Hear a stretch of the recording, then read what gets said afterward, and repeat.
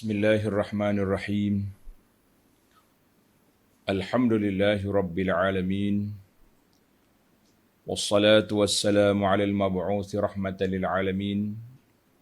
Nabiyyina wa habibina wa qudwatina Muhammad ibn Abdullah wa ala alihi wa sahbihi wa man sar ala nahjihi wa ihtada bihadihi wa istanna bisunnatihi ila yaumiddin. Amma ba'du. Muslimin dan muslimat, para jemaah, para pelajar sekalian, Assalamualaikum warahmatullahi wabarakatuh. Alhamdulillah, kita panjatkan kesyukuran kepada Allah Azza wa Jalla kerana pada hari ini 21 Zulhijjah 1442 bersamaan dengan 31/7/2021, kita dapat meneruskan pengajian kita dalam tafsir surah Al-Furqan. Surah Al-Furqan adalah merupakan surah yang ke-25, surah 25, juzuk yang ke-19. InsyaAllah sambungan kita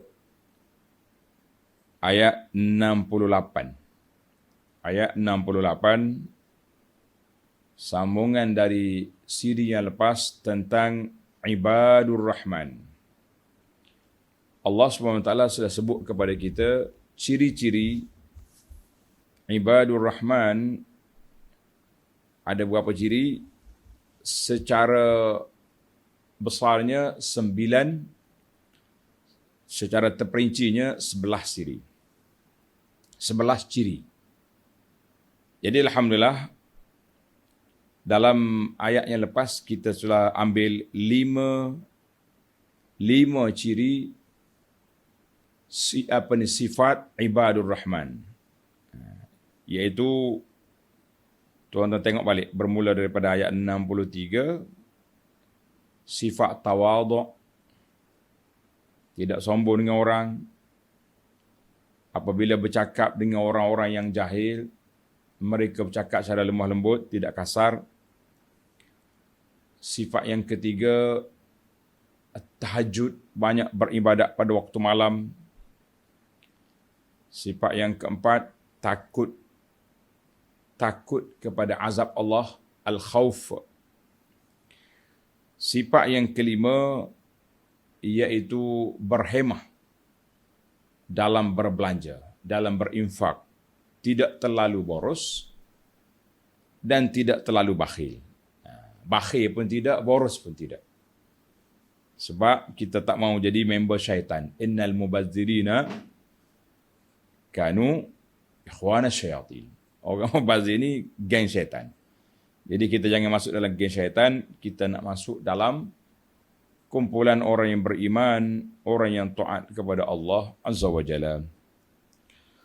Maka para pelajar sekalian, kita sambung lagi, insya-Allah pada kali ini 3 lagi sifat. Dia sifat ni ada 2, dalam bahasa Arab panggil ijabi, salbi. Ijabi maknanya sifat-sifat yang kita kena buat. Yang kita kena buat. Itu dipanggil ijabi, dalam bahasa kata positif. Salbi maknanya benda yang kita kena tolak. Apa dia?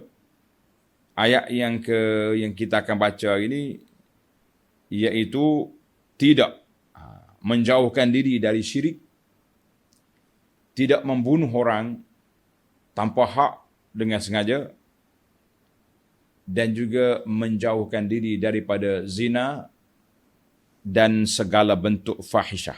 Itu dia panggil, dalam bahasa dia panggil salbi. Mana benda negatif, jangan buat.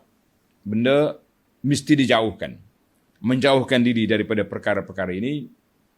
Dalam ilmu bahasa, ilmu al-qulub, ataupun dia panggil ilmu tasawuf, dia panggil at-tahliyah wa at-takhliyah. At-tahliyah wa at-takhliyah maknanya sifat yang kita kena hiaskan diri kita ni, tawaduk, lemah lembut, tahajud, khauf, tidak boros. Itu dia panggil sifat tahliyah.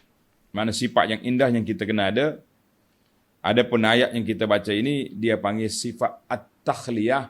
Kita kena bebaskan diri kita, jauhkan diri kita dari sifat-sifat ini. Sifat yang 3 yang kita bincang ini. Nah, ada lagi 3, insya-Allah kita sambung dalam siri yang akan datang. Baik, para pelajar sekalian, bagi pelajar yang ada tafsir Pimpinan Ar-Rahman edisi Jawi, muka surat 769. 769. Bagi yang lain boleh buka surah Al-Furqan. Surah Al-Furqan ayat 68. InsyaAllah ayat kita ini tidak banyak. Kita ambil 68 sampai 71. Kita baca ayat dulu.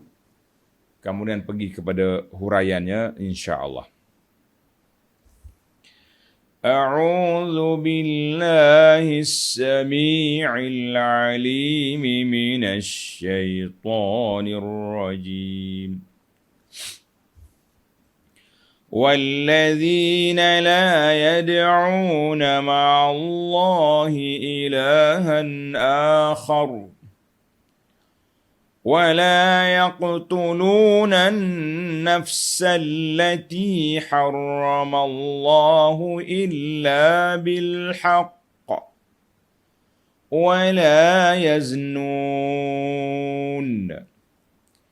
ومن يفعل ذلك يلقى أثاما يضاعف له العذاب يوم القيامة ويخلد فيه مهانا إلا من تاب وآمن وعمل عملا صالحا فأولئك يبدل الله سيئاتهم حسنات وكان الله غفورا رحيما ومن تاب وعمل صالحا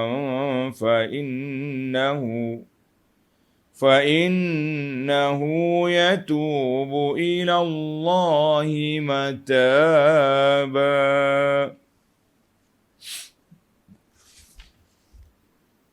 Kita balik semula kepada ayat kita, ayat 68.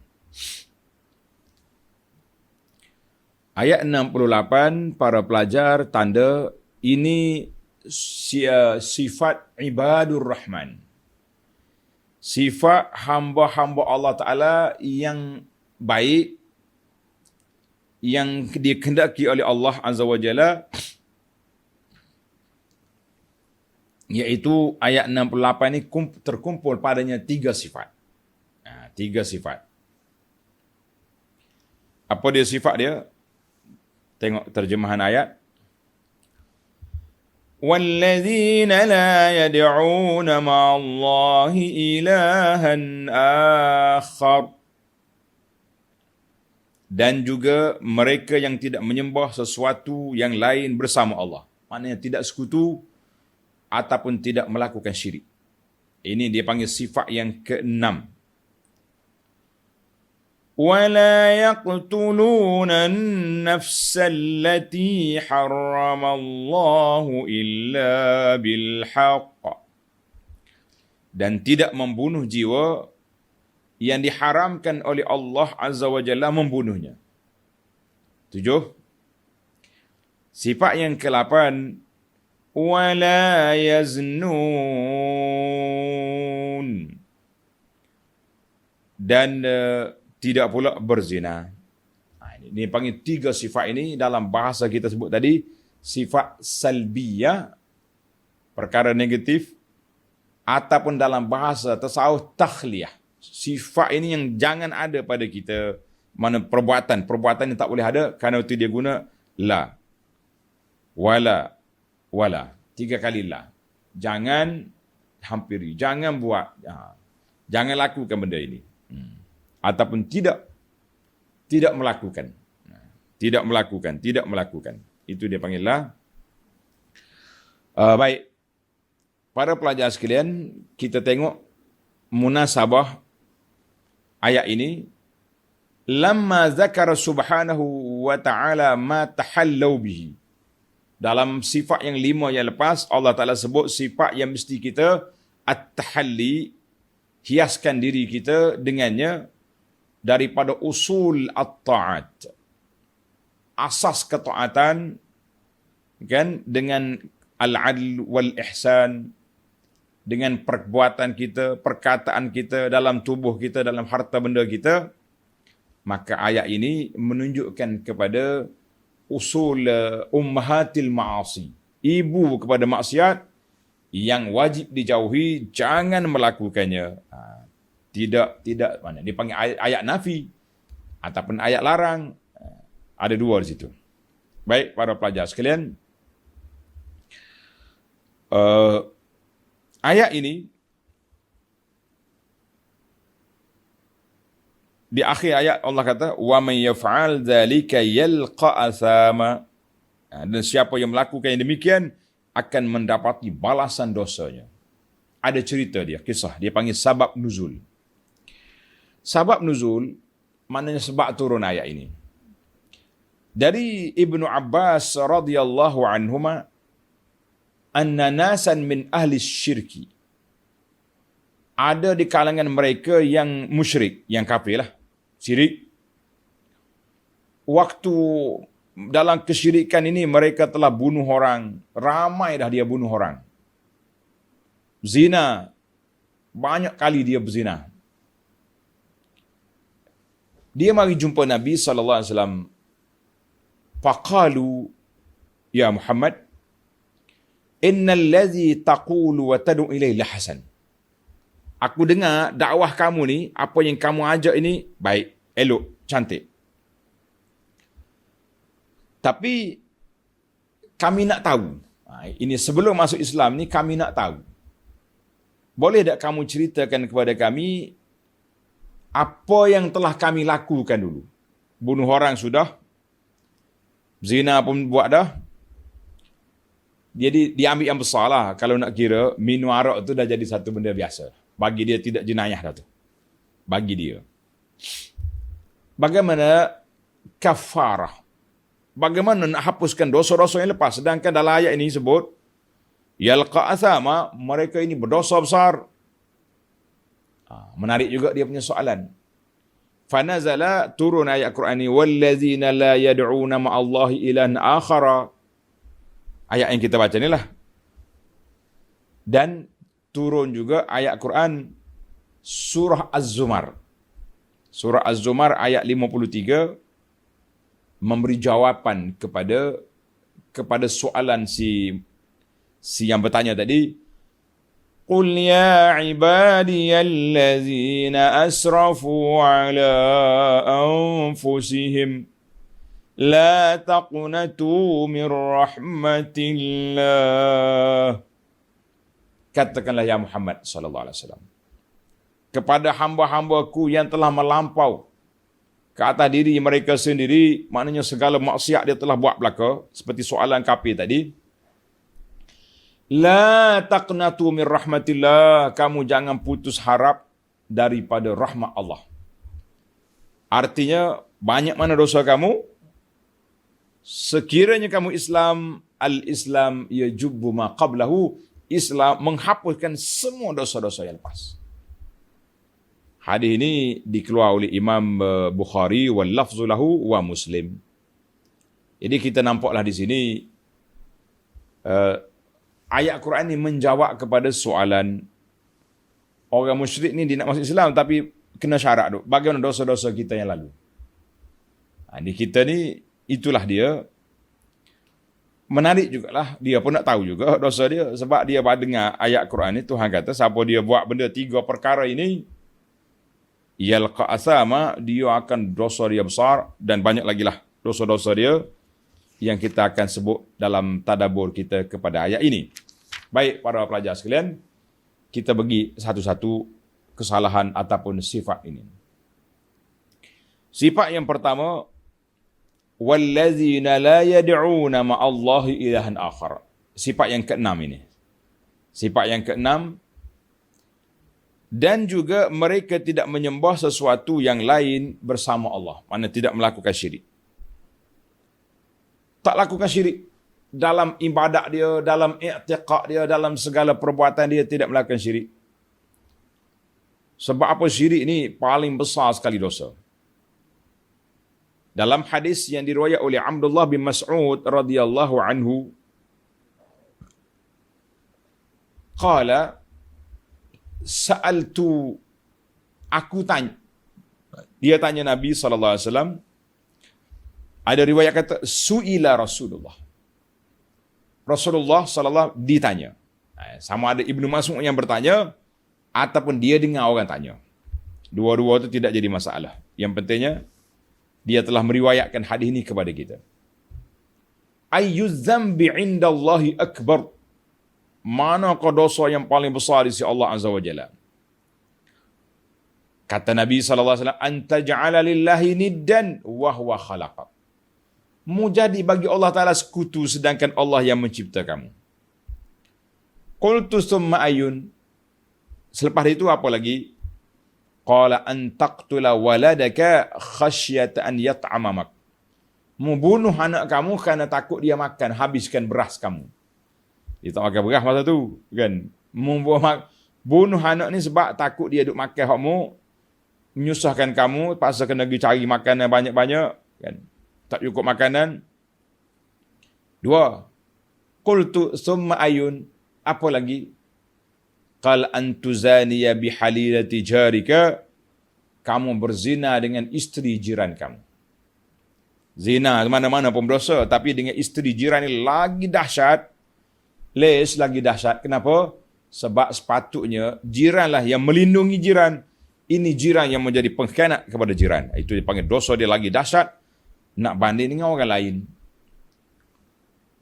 Qala wa nazalat hadhihi al-ayatu, maka turun ayat ini tasdiqan liqauli Rasulullah sallallahu alaihi wasallam, membenarkan apa yang telah disampaikan oleh Nabi sallallahu alaihi wasallam. Turun ayat kita ni, walladzina la yad'una ma'allahi ilan akhar, sampai kepada wala yaznun. Hadis ini rawahu al-Bukhari wal lafzu lahu. Jadi dalam ni Allah Subhanahu wa taala sebut sifat ni, iaitu mereka tidak menyeru, tidak menyembah. Jadi seru di sini dengan makna doa, tidak meminta kepada selain dari Allah dalam doa mereka. Minta orang tolong angkat barang, tolong buat tu, tidak jadi masalah. Kita kena faham cerita ni. Ada setengah orang ni bila kita kata jangan minta lain daripada Allah, habis takkanlah nak makan nasi dengan orang yang Tuhan. Kita kata cerdik sikit kat bahasa tu, kan? Guna akal Allah Ta'ala beri pada kita. Kita bercakap dari sudut doa, dari sudut ibadah, dari sudut penggantungan hati, bukan dari sudut nak makan nasi. Itu dia panggil bahasa. Baik, yang pertama sekali, jangan syirik. Tidak melakukan syirik. Segala bentuk dialah, dari sudut ibadatnya, perbuatannya, dari sudut segala perkara syirik. Dan jauhi juga syirkul khafi. Syirik yang tersembunyi juga sangat berbahaya dalam ibadat kita. Baik, kita pergi pada sifat yang ketujuh. Sifat yang ketujuh, وَلَا يَقْتُلُونَ النَّفْسَ الَّتِي حَرَّمَ اللَّهُ إِلَّا بِالْحَقِّ, dan tidak membunuh. Sifat yang kedua, dia guna tidak. Tidak, sifat orang ni tidak membunuh jiwa yang diharamkan oleh Allah membunuhnya. Illa bilhaqq, kecuali dengan jalan yang hak, yang dibenarkan oleh syarak. Oh, syarak kita ni, syariat Islam ni, adakah dia benar bunuh orang? Ada. Sebab kerana itu dia kata illa bilhaqi, kecuali dengan kebenaran daripada syarak. Apa dia tu? Para pelajar tengok. Dalam ciri yang pertama, Allah Subhanahu wa taala mengatakan bahawa mereka tidak melakukan syirik. Perbuatan syirik perbuatan di antara ciri yang menyebabkan seorang itu boleh dibunuh. Yujibu qatlah. Boleh dibunuh dengan syarat-syarat dia lah. Jangan ambil sepatah ni kira nak bunuh orang. Lah. Sebab tu kadang-kadang bila kita bincang tentang orang ni boleh dibunuh, dia kata dia ni pendakwah ni kerja nak bunuh orang ya. Menghalalkan darah umat Islam. Kita kata baca per habis. Baca semua dia punya konten ayat perbincangan. Kalau tidak kita jadi pening lah. Asyik nak tuduh orang kafir, mengkafirkan orang saja. Sedangkan kita tak baca semua, kita tak dengar semua. Jadi ayat ini kata, maknanya perbuatan syirik dia tu boleh menyebabkan dia dibunuh. Ayat sifat yang kedua, Allah SWT kata, kalau kamu tak boleh dibunuh, kamu juga jangan membunuh. Ini bahasa. Kalau kamu tidak boleh dibunuh, kamu juga jangan membunuh. Jangan membunuh. La yaqtuluna. Jangan bunuh orang dengan sengaja kecuali orang yang dibenarkan. Siapakah orang yang dibenar itu? Tengok hadis. An Ibni Umar radhiyallahu anhuma. Anna Rasulullah sallallahu alaihi wasallam qala. Rasulullah bersabda, Umirtu an uqatilan nas hatta yashhadu an la ilaha illallah. Nabi kata, aku diperintahkan supaya memerangi manusia yang kafir, yang menentang Islam itu, sehingga mereka mengucap la ilaha illallah wa anna Muhammadar Rasulullah. Satu, wa yuqimus salah, mereka mendirikan salat. Wa yu'tuz zakat, mereka bayar zakat. Fa idza fa'alu dzalika 'asamu minni dima'ahum wa amwalahum. Bila mereka dah lakukan sedemikian, beriman, tunaikan solat, bayar zakat, maka terpeliharalah darah mereka, tak boleh lagi kita kacau. Wa illa bihaqqil Islam, kecuali dengan hak yang dibenarkan oleh Islam. Apa dia yang dibenarkan oleh Islam, kita tengok di bawah nanti. Apa sebab yang dibenarkan? Maka wa hisabuhum 'ala Allah, kira-kira balasan mereka kita serahkan kepada Allah.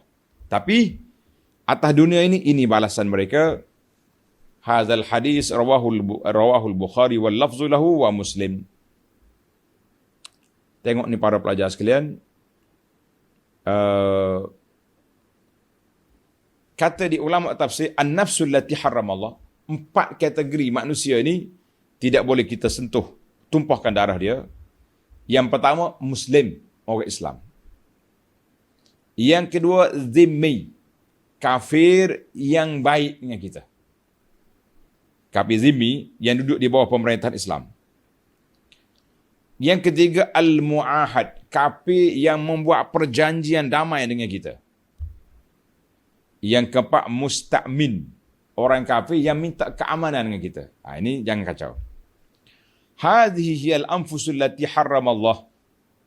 Ini 4 kategori nyawa yang Allah haramkan kamu sentuh, kamu tumpahkan darah mereka. Maka Nabi kata kecuali dengan hak Islam, iaitu an-nafsu bin nafsi. Tanda tuan-tuan. Apa dia hak Islam? Bila orang bunuh orang dengan sengaja, setelah sabit, mahkamah putuskan, maka kita berhak bunuh dia. Itu dia panggil bunuh dengan hak. Min qatli nafsin au haddin, ataupun dengan had. Orang ni macam-macam ni boleh dibunuh mengikut syarak, maka itu dibenarkan. Dan at-tariku lidinihi, orang yang meninggalkan agama, dia panggil apa ni dalam bahasa kita, murtad. Orang murtad itu dia panggil an-nafsu bin nafsi. Yang ketiga iaitulah penzina, orang sudah muhsan, orang yang sudah dewasa berzina. Mana bukan dewasa, orang yang sudah muhsan, orang yang sudah berkahwin, pernah berkahwin, dia pergi zina pula lepas tu. Kahwin tak mau. Maka 3 kumpulan ini dia panggil yaqtuluna bil haqqi, dibunuh dengan hak, dengan keizinan daripada Islam. Jadi kita dah jelaslah kepada kita, tak boleh bunuh 4 kumpulan, yang boleh bunuh berapa? 3 kumpulan. Baiklah para pelajar sekalian, kita ambil ringkas je, huraian ni panjang. Kalau kita baca dalam tafsir Ayatul Ahkam, kita berpindah kepada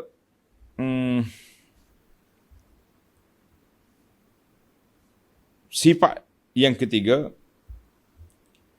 wala yaznun. Yang ketiga dalam ayat ini, tapi susunannya yang ke-8.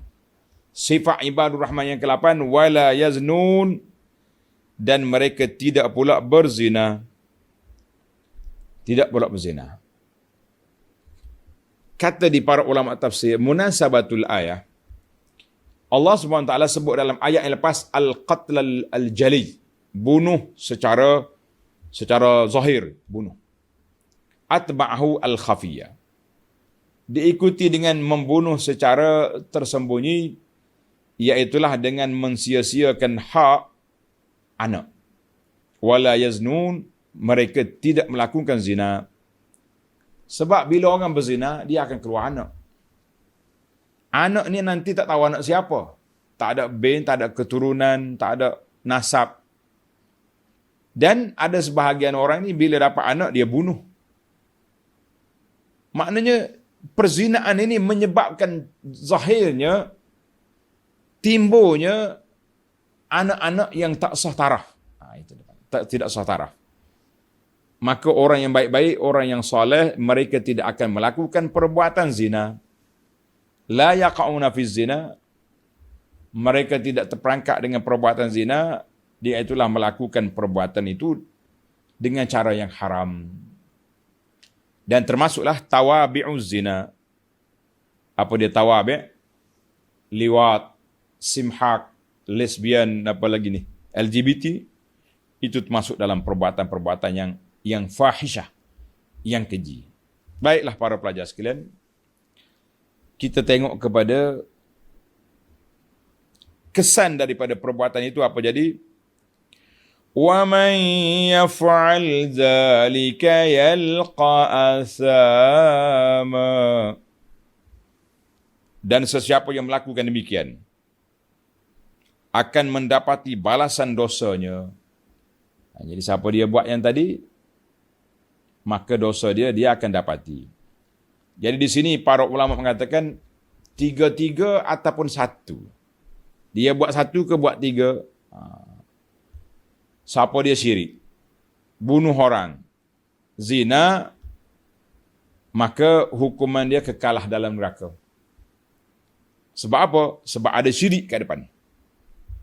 Ada syirik. Tapi kalau dia buat 1, maka dosa dia ikut, orang panggil ikut 1.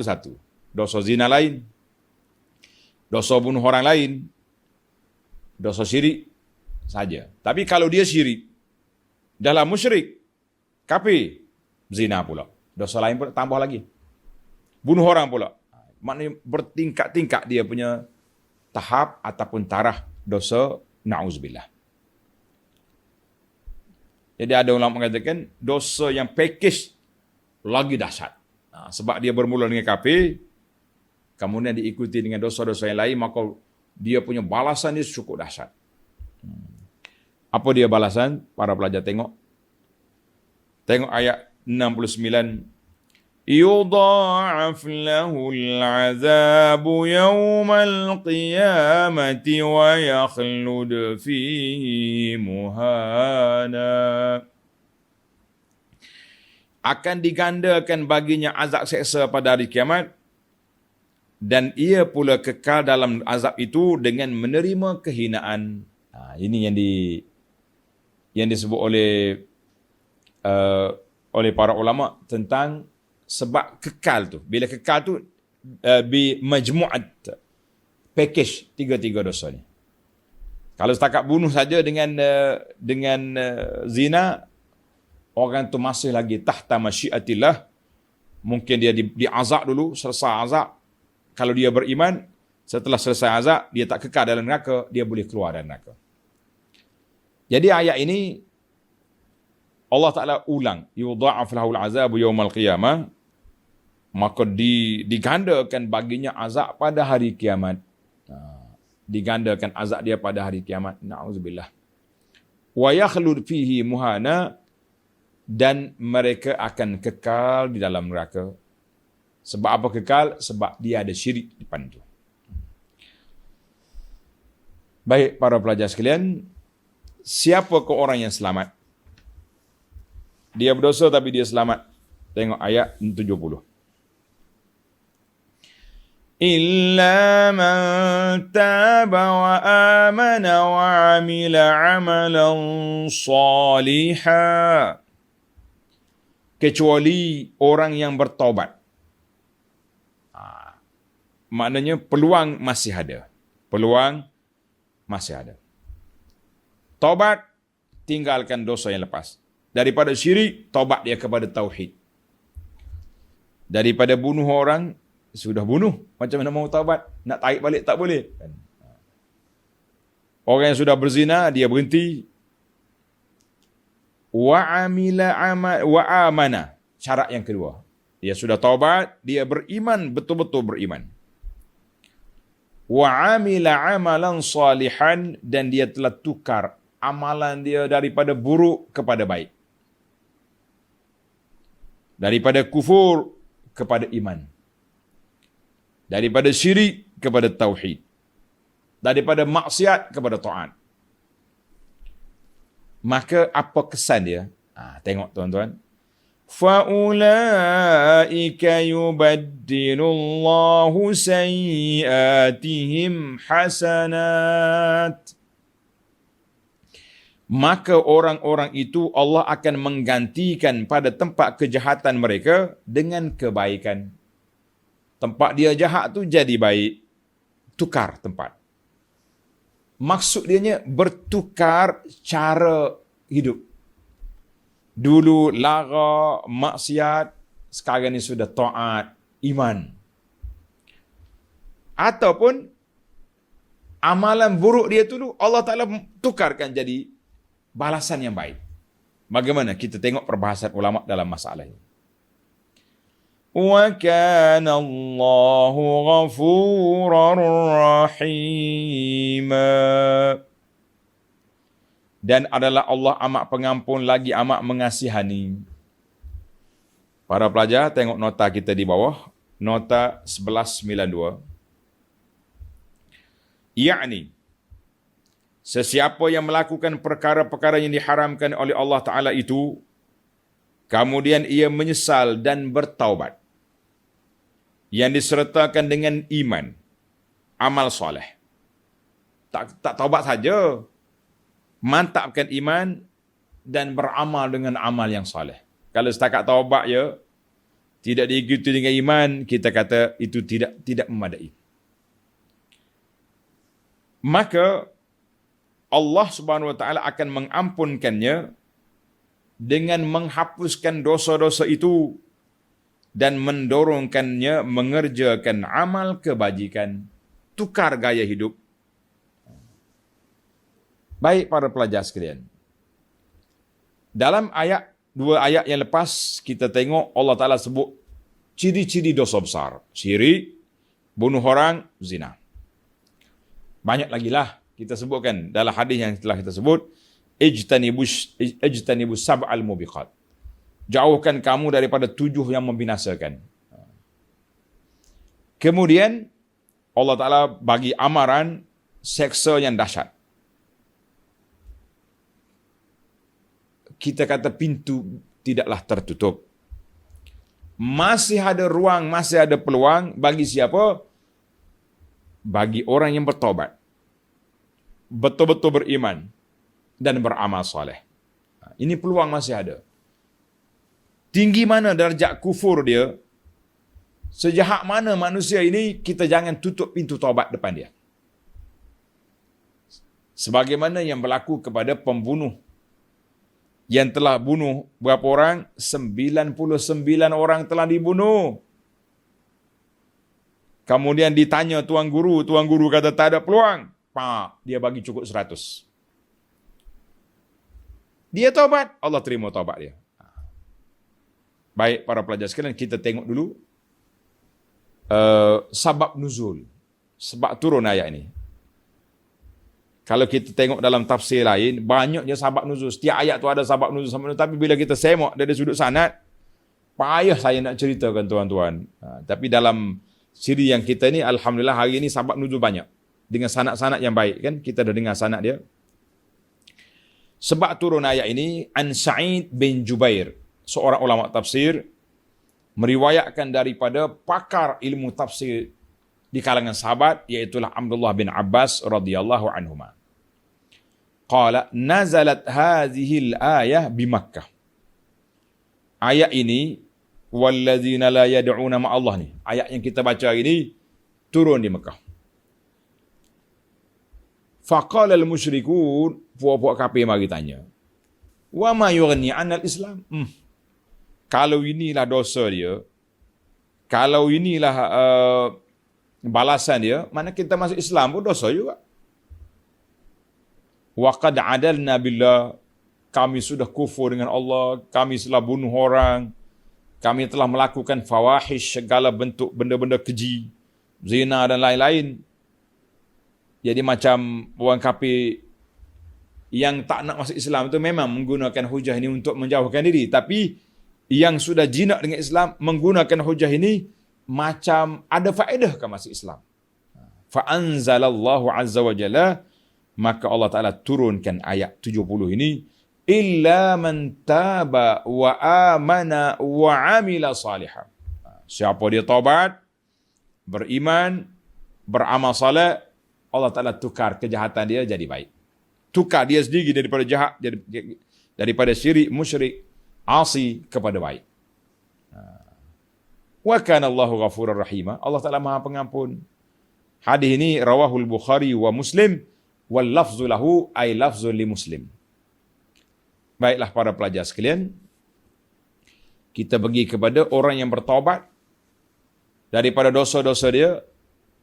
Dia sudah menyesal, dia sudah meninggalkannya, dia sudah beriman dengan sungguh-sungguhnya keimanan, dia telah melakukan amal yang soleh dengan ikhlas. Kita ingat dua syarat qabul amal. Yang pertama ikhlas, yang kedua apa? Mutaba'atun Nabi, ikut sunnah Nabi. Dua ni mesti para pelajar kena ingat. Jangan lupa. Kalau terlupa dua ni, rusak kita punya reputasi amalan. Buat tak ikhlas, tak terima. Buat amalan ikhlas tapi tak ikut sunnah, juga sukar. Maka Allah Subhanahu Wa Taala tukar dengan limpah kurnianya, ditukarnya keburukan jadi kebaikan. Apa kata ulama tentang masalah ini? Ini sukar juga ni kita bahas sikit. Kata di para ulama, ikhtalafa ahlu ta'wil, ulama tafsir berbeza huraian tentang bagaimana Allah tukar. Tukar, yubaddilullahu sayyiatihim hasanat. Allah gantikan pada tempat kejahatan mereka dengan kebaikan. Apa maksud? Kata di Ibnu Jarir, ulama At-Tabari, ulama berbeza pandangan. Ada katanya daripada dulu mereka syirik, mereka maksiat, mereka macam-macam buat dosa, maka bila mereka sudah taubat, sudah Islam, maka telah bertukarlah kepada mahasinil a'mal, amalan yang baik, iman, taat, tinggalkan semua fawahish, tinggalkan semua maksiat-maksiat. Maka itu yang pertama, tafsir yang pertamanya bertukar watak. Dipanggil bertukar watak. Ramai. Ada seorang sahabat yang baik dengan kita. Kalau tuan-tuan pergi Kota Baru pergi, sebelah Masjid Muhammadi, tak jauh daripada Masjid Muhammadi, Masjid Besar Kota Baru, tuan-tuan pergi dekat dengan tengah jalan tu, dekat dengan medan tempat parking kereta bas tu, ada satu pusat Islamic Information, pusat penerangan Islam. Pusat ini diasaskan oleh sahabat saya, nama dia Muhammad Michael. Tapi orang tak kenal Michael ni. Pergi Kota Baru, pergi cari kata mana tempat pejabat Muhammad Ghana. Dia mari daripada negara Ghana. Dia cerita, dia ni pelaut kerja kapal tu, pergi ke Thailand. Panjanglah cerita hikayat dia. Dia kata apabila dia terima Islam, bertukar watak dia. Dia balik rumah dia dengan baik, dengan senyum, dengan bini dia pun pelik. Kenapa ni bang? Biasa balik mabuk-mabuk, marah-marah je. Ni balik senyum, tenang. Kenapa? Oh, dia kata, saya sudah masuk Islam. You masuk Islam? Kenapa? Tak baik ke? Tak rasa ke perubahan? Oh, tengok. Tuan-tuan kalau nak dengar cerita panjang, pergi ambil sanad dengan dia sendirilah. Kan? Muhammad Ghana nama dia. Banyaklah orang Islam jasa kerana dia baik. Maknanya, daripada watak yang tak baik dulu, bila masuk Islam, dia akan bertukar jadi baik. Kita tengok berapa orang yang garang-garang, yang hebat-hebat, macam Sayyidina Umar contohnya zaman asal. Bila Islam, sudah jadi orang yang lain dia punya watak. Itu yang pertama. Ada ulama kata, ini yang kedua. Pertukaran itu berlaku di akhirat. Faulaika yubaddilullahu sayyi'atihim fid dunya. Kejahatan-kejahatan yang mereka buat dalam dunia itu, di akhirat esok ditukar dengan hasanah, dengan pahala. Sebab mereka sudah bertaubat, mereka sudah menyesal, mereka sudah tidak lagi melakukan perbuatan itu, maka ditukarkan. Jadi daripada perbuatan jahat dulu, tempatnya telah ditukar menjadi apa? Menjadi kebaikan.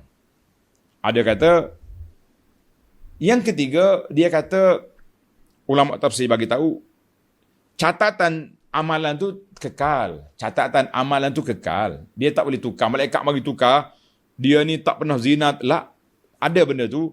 Lakinnahu la yadurruhu. Tidak memberi kesan lagi, sebab safahatul hayah, lembaran suratan amalannya, yang baik itu lebih banyak daripada yang buruk. Ada catatan tapi ringan, tidak jadi berat. Kama sabatatis sunnah bizalik, telah sabit dalam sunnah, dan juga asar daripada salafus salih yang menghuraikan demikian itu. Maka khilaf ulama, ada kata di dunia lagi bertukar watak, ada yang mengatakan bertukar di akhirat. Kita kata ulama tafsir, insya-Allah dua-duanya berlaku. Dalam sebuah hadis, tanda hadis ini daripada Abi Zar radhiyallahu anhu, Abu Zar kata apa? Qala an-nabiy sallallahu alaihi wasallam, yu'ta bil mu'min yaumal qiyamah. Pada hari kiamat esok, hari perbicaraan, seorang mukmin dibawa di hadapan Allah Azza wa Jalla. Kemudian malaikat bentang kepada dia dosa-dosa dia yang kecil. Kamu dulu di dunia pernah tengok orang maksiat mata, maksiat duduk dengar telinga. Dia pun tengok belik satu lambaran. Semua yang kita buat atas dunia itu kita baca. Allahu Akbar. Allahumma astur uyubana. Ya Allah, sembunyikanlah dosa kami di dunia dan juga di akhirat. Dia duduk bimbang ni. Bimbang. Bila sampai lembaran dosa besar nanti, macam mana aku nak berhadap dengan Allah Azza wa Jalla. Allah berfirman, "U'tu makana kulli sayyi'atin hasanah." Allah kata, tukarkanlah semua benda-benda buruk yang dibuat dulu, bagi pahala kebajikan sebab dia sudah bertaubat. Fayaqul, hamba Allah ni bertanya, Ya Rabbi, inna li zunuban wala araha hahuna. Ya Allah, ada lagi dosa saya, tapi saya tak tengok dalam rekod ni. Kenapa ya Rabbi? Dosa besar dia. Allah buka tu dosa kecil je. Biar dia cemas, dia gementar, bagaimana kalau aku sampai kepada 4 dosa besar nanti, bagaimana aku nak menghadapi masalah. Fadhahika Rasulullah sallallahu alaihi wasallam hatta badat nawajizhu. Kata Abu Zar, Nabi kita ketawa sampai nampak gigi taring dia nampak. Jarang Nabi kita ni ketawa, tapi dia tak berdekah-dekah. Dia suka dengan peristiwa yang berlaku kepada hamba Allah Ta'ala dengan Allah di akhirat esok, Nabi kita ketawa. Hadzal hadis akhrajahu Muslim. Masya Allah. Itu hadis yang pertama. Hadis yang kedua daripada Abi Hurairah. Qala yu'tal mu'min sahifah. Diberi lembaran kepada seorang mukmin suratan amalan pada hari kiamat. Dia baca, dia nampaklah keburukan yang dia buat. Dia pun gementar. Fa iza wasala ilal hasanat. Bila dia tengok pula sampai lembaran kebajikan, yanzuru nazratan fima qablaha. Dia balik semula yang jahat tadi, semuanya jadi baik belaka. Allahu akbar. Waqad ini juga hadis adalah ulama kata macam mana pula yang buruk jadi baik. Kita kata kalau sudah ada hadis Nabi sallallahu alaihi wasallam, bagaimana kita nak kita nak fikir dengan otak kita. Yang pentingnya tuan-tuan dan puan-puan, para pelajar sekalian, itulah peristiwa yang berlaku di akhirat. Jadi kita kata dua peristiwa disebut di sini, dua peristiwa. Apa dua peristiwa? Yang pertama, siapa dia bertaubat, mantapkan iman dia, maka bertukarlah watak dia di dunia. Dulu kita kenal orang ni, kaki tu kaki ni, banyak kan macam tu. Kaki tu kaki ni. Tamanya sekarang ni sudah jadi kaki masjid, kaki surau, kaki zikir. Alhamdulillah. Cuma jangan over sangatlah, jangan over sangat. Ada setengah orang ni bila dia bertukar, dah mula pakai jubah, pakai pulah serban, lain macam pula dia tu. Macam ustaz besar dah dia. Mula nak bercakap tentang agama lebih-lebih. Kita kata tuan-tuan jangan over. Ataupun bila jumpa dengan ustaz ni, dia suka cerita benda lama. Dia kata, ustaz, ana dulu, cakap anak ente. Ana dulu jahiliyah lah. Saya kata jahiliyah awak dulu. Ana tak suka dengan istilah tu. Jadi kita pun kosek dia. Usik dia, kosek tu mana usik. Bang, abang ni kata jahiliyah? Ya. Abang ni sempat ke dengan mendiang Abu Jahal? Terkejut dia. Macam mana ustaz? Sempat ke dengan mendiang Abu Jahal? Taklah lagi tu. Kita kata jangan nisbahkan diri kita kepada zaman gelap. Zaman gelap tu jangan nisbahkan diri kita ke sana. Kita kata saya dulu lara. Iyalah, duk cari harta dunia. Bolehlah setakat tu. Tapi kalau kata jahiliyah, dalam kepala orang yang dengar, package sudah ada. Mula jadi awak pernah berzina, awak pernah minum arak, awak pernah macam-macam pernah. Sebab jahiliyah itu perangai dia. Kalau kata kita lara ni, mungkin kita duk faham dia ni tak solat ya kot. Mungkin dia dulu tak solat atau solat jarang-jarang. Macam kebanyakan orang sekarang lah kan. Baiklah para pelajar sekalian. Kita pergi lagi beberapa hadis. Saya tak nak cakap banyak. Saya nak kemukakan ke telinga tuan-tuan hadis-hadis yang sahih. Lebih senang daripada kita duduk cari cerita tu cerita ni. Kan? Cerita orang tu, orang ni mimpi orang tu. Kenapa kalau ada hadis mau cari mimpi? Hadis satu lagi, hadis Abi Zar radhiyallahu anhu, dia dengar Rasulullah SAW bersabda, inni la'alamu akhir ahli jannati duhulan. Nabi kata, aku tahu orang yang paling akhir masuk syurga dan orang yang terakhir keluar dari neraka. Di antara, sebab banyak kategori ni. Rajulun yu'ta bihi yaumal qiyamah. Orang ni telah dibawa tempat perbicaraan pada hari kiamat. Yuqal a'ridu alaihi sighara zunubi. Bentangkan dosa-dosa kecil dulu. Dosa besar dia simpan. Dia pun baca, dia kata, amil tu yauma kaza wa kaza wa kaza wa kaza. Amilta. Jadi malaikat ke ataupun Allah tanya dia, mau buat pada hari sekian-sekian gini-gini, ya tak boleh nak nafi dah dia, tak boleh nafi. Wa huwa musfiqun min kibari zunubihi an tu'rada alaih. Dia takut akan dibentangkan dosa besar nanti. Maka hadis ni sama dengan hadis yang kita baca tadi. Kalau tuan nak tulis tu, kekalkan satu je ni. Satu ni je ada. Fa inna laka makana kulli sayyi'atin hasanah. Kan? Maka Allah kata semua tempat jahat kamu tadi telah diberi kebajikan. Alhamdulillah. Jadi Nabi kita bila cerita hadis ni, Nabi kita ketawa sampai nampak gigi dia. Baik, hadis Abu Zar ni telah kita bincang tadi, rawahu Muslim nombor 190. Satu lagi hadis yang panjang, an Abi Tawil Syata bin Al-Mamdud radhiyallahu anhu. Nama dia pelik. Dia mari jumpa Rasulullah sallallahu alaihi wasallam. Dia kata, ara'aita rajulan amila dzunub kullaha. Rasulullah sallallahu alaihi wasallam ceritakan kepada saya bagaimana keadaan seorang yang melakukan dosa, semua dosa dia buat belakang. Lam yatruk minha syai'an. Dia tak tinggal, semua dosa dia buat. Cukuplah. Tak payah cerita panjang-panjang. Wa huwa fi lam yatruk hajatan wala dajatan. Maknanya dia tak tinggal satu benda pun dosa atas dunia ni kecuali dia illa ataha dia dah buat. Fahal lahu min taubatin? Dia tanya Nabi sallallahu, adakah dia boleh bertaubat? Nabi tanya, fahal aslamta? Masuk Islam dah? Qal amma ana, saya sendiri asyhadu an la ilaha illallah wahdahu la syarikalah wa annaka rasulullah. Dia berucap sekali, qala na'am.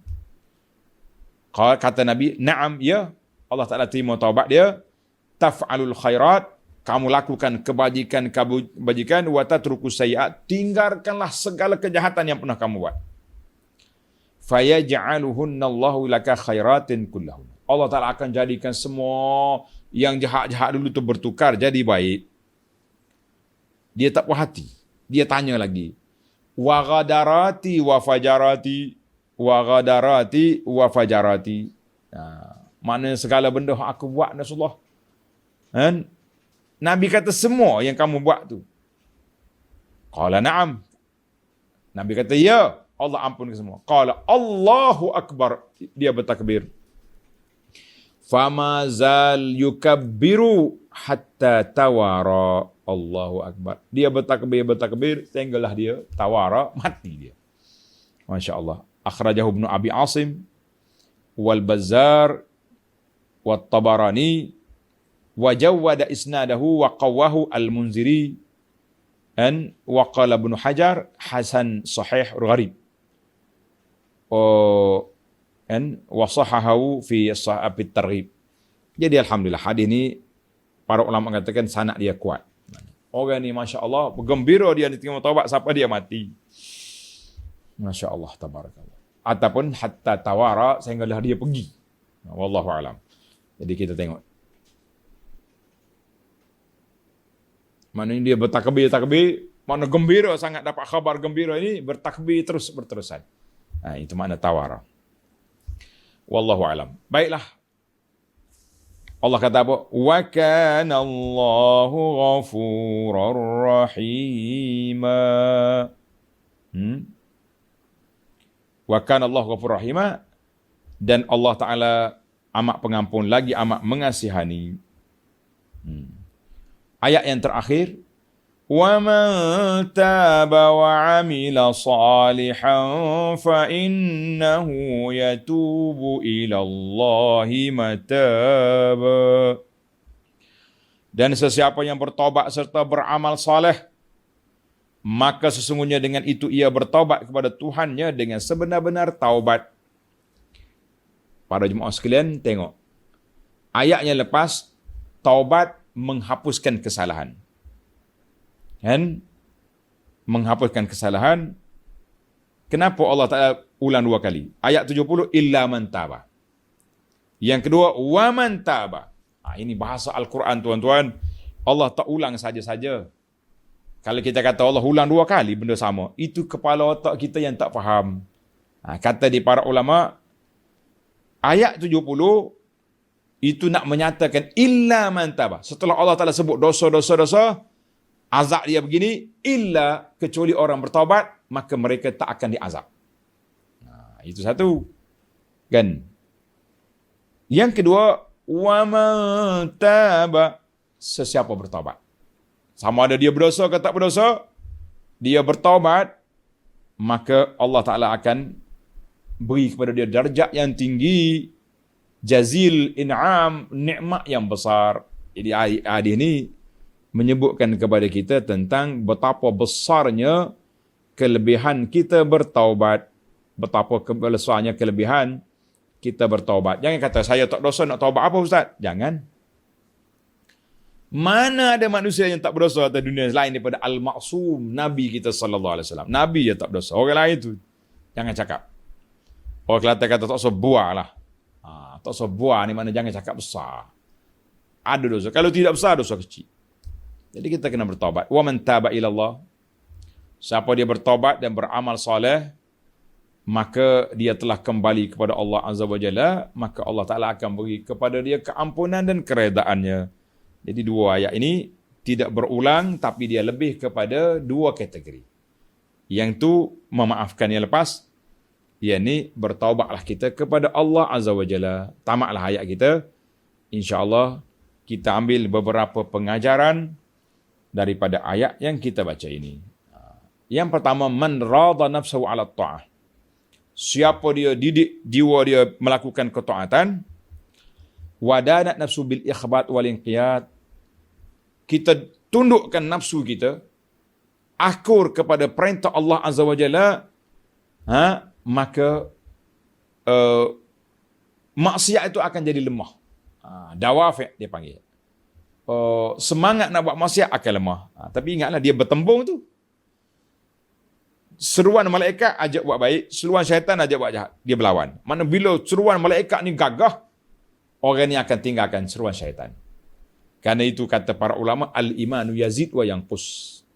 Iman itu bertambah dan berkurang. Bila kita buat taat, dia naik. Bila orang tu buat maksiat, down. Jadi tuan-tuan, kena sentiasa gilapkan iman kita dengan cara hadir majlis ilmu seperti kita ni, solat berjamaah bila kita boleh pergi, dan juga bersahabatlah dengan ulama-ulama, orang-orang yang soleh, yang boleh mengingatkan kita kepada amalan soleh, mengikut sunnah Nabi SAW. Kalau bersaing dengan orang soleh, kuat ibadat tapi tak ikut sunnah juga berbahaya, sebab dia akan pergi ke tempat lain. Orang lain sibuk ajar sunnah Nabi, dia ajar benda lain. Kita kata rugi. Baiklah para jemaah sekalian, dalam ayat kita ni ada 3 perkara. Syirik, bunuh orang, zina. Para pelajar-pelajaran, ulama tafsir, ulama tadabbur ni dia korek untuk kita. Dia kata usulul ma'asi, prinsip asas tapak maksiat 3 perkara. Tapak maksiat ada 3 perkara. Yang pertama, ta'alluqul qalb bi ghairillah. Apabila hati bergantung pada lain daripada Allah. Sama ada total lockdown, maknanya syirik terus, itu satu. Ataupun bukan syirik penuh, tapi masih lagi percaya kepada benda-benda khurafat, benda mungkar. Ini, bagi orang yang sudah beriman, percaya kepada benda ini juga berbahaya. Itu yang pertama, usulul ma'asi. Asas kepada maksiat 3 perkara. Yang pertama, pergantungan hati kepada lain daripada Allah. Satu. Yang kedua, ta'atul quwwatil ghadabiyah. Mengikut sifat marah yang melampau. Marah. Orang kalau marah, hilang pertimbangan. Betul ke tidak? Ada orang sanggup bunuh orang. Kenapa dia bunuh? Marah ya. Punca mari daripada marah. Ada orang yang tampar bini. Puncanya apa? Marah. Cerai bini. Marah. Semua benda mari daripada quwwah al-ghadabiyah. Sifat marah yang tak boleh dikontrol ini, punca kejahatan mari situ. Cuba bagi siasat, tengok. Kenapa kau bunuh orang? Terlalu nak marah. Kenapa kau pukul orang? Marah. 2. Yang ketiga, al-quwwah asy-syahwaniyah. Kekuatan syahwat nafsu yang tak terkawal. Ini dia panggil punca maksiat, usul maksiat yang ketiga, maka berlakulah zina, liwat, LGBT dan segala perkara itu mari. Jadi di sini kita nampak usul maksiat ada 3. Maka dia datanglah syirik, zalim, fawahish, benda yang keji. Jadi bila orang itu bergantung dengan daripada Allah Ta'ala, syirik. Dia akan panggil Tuhan lain lah, macam-macam benda. Kemuncak daripada kemarahan, berlaku pembunuhan. Kemuncak daripada ikut hawa nafsu, akan berlakunya zina. Walihadza jama'allahu subhanahu baina thalathah. Karena itu Allah Ta'ala kumpulkan 3 dosa ini dalam satu ayat. Ayat yang kita baca ni. Wallazina la yad'una ma'allahi ilan akhara wa la yaqtuluna nafsal lati harramallahu illa bil haqq wa la yaznun. Dalam satu ayat, maknanya 3 sifat ini, sifat 7, 6, 7, 8 ini, kita kata sifat yang menjadi usul kepada maksiat. Karena itu ibadur rahman akan jauhkan diri daripada ketiga-tiganya. Kita berdoa kepada Allah Subhanahu wa taala, semoga Allah Taala selamatkan kita daripada sifat yang buruk ini. Wa hadhihi thalatha yad'u ba'daha ila ba'din. 3 ni komponen. Dia akan tarik satu sama-sama lain.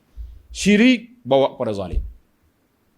Zalim bawa kepada keji. Maka lawan dia ikhlas. Bila orang ikhlas, tauhid menarik orang ini daripada syirik. Bila dia sudah tauhid, dia tak akan buat lagi benda-benda menzalimi orang, kena kepada orang, tak ada lagi. Dan dia dengan iman yang mantap, dia tak akan pergi buat benda-benda mungkar yang keji, yang maksiat. Hari ini menakutkan kita ni, apabila sebahagian pendakwah ni duk buat muhasabah, perhitungan kepada orang-orang yang baik tapi terjebak dengan benda tak baik. Ini tu dipanggil dosa yang tersembunyi. Ini cukup dahsyat, tuan-tuan. Dalam sebuah hadis Nabi SAW, Nabi kita bersabda, dia kata, aku tahu satu jenis dosa. Dosa ini menghilangkan pahala di akhirat. Hilang pahala. Sahabat-sahabat terkejut, ya Rasulullah, apakah dosa itu? Kami takut, ya Rasulullah. Nabi SAW bagi tahu, apa dia bagi tahu? Orang baik-baik. Orang baik. Dia banyak solat, banyak puasa, banyak ni. Dan akhirat esok dia bawa pahala dia. Sahabat kata, ya Rasulullah, siapa mereka? Jallihim lana. Nyatakan mereka tu siapa? Nabi kata, mereka tu sama denganmu juga. Bercakap dengan bahasa kamu. Kamu solat, dia solat. Kamu ibadat, dia ibadat. Tapi, iza khalau bimaharimillah intahakuha. Tanda, tuan-tuan. Hadis ini menakutkan kita. Nabi kata, iza khalau bimaharimillah intahakuha. Apabila mereka duduk diam-diam, mereka duduk sunyi-sunyi, tak ada orang, apa jadi? Apa jadi? Mereka akan melakukan maksiat senyap-senyap. Iza khalau bimaharimillahi intahakuha.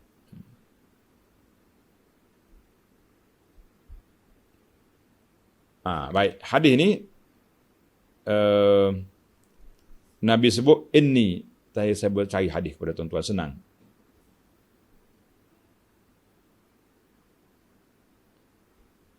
Inni la'a'lam, Nabi kata la'a'laman aqwaman.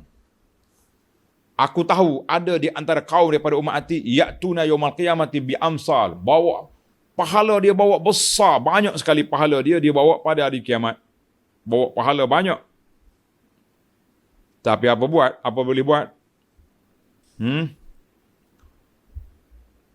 Pada hari kiamat esok, pahala dia semua jadi debu belaka. Puncanya, iza khalau bimaharimillah intahak. Bila dia senyap-senyap, diam-diam, tak ada orang, dia buat maksiat. Pagi, orang cium tangan dia. Gosok kepala Tok Syekh. Menghormati dia. Tapi malam-malam dia buat maksiat seorang dia. Kita kata inilah yang kita takut, para jemaah sekalian, yang kita takut hari ini. Kita bimbang. Kita ni pada zahirnya baik, tapi sebenarnya ahli maksiat secara batin, secara senyap-senyap.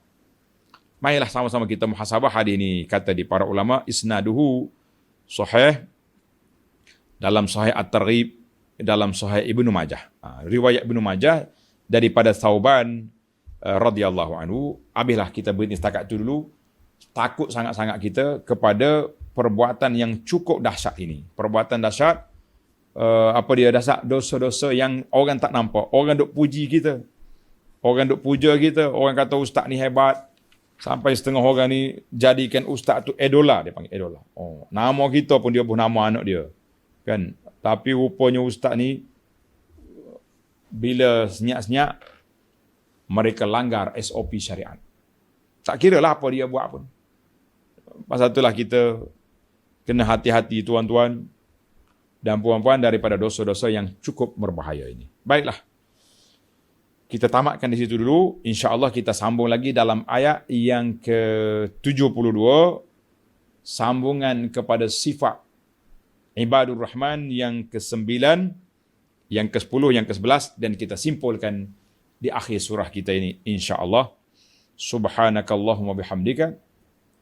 Ashhadu an la ilaha illa anta astaghfiruka wa atubu ilaik. Wa sallallahu ala nabiyyina Muhammad wa ala alihi wa sahbihi ajma'in. Walhamdulillahi rabbil alamin.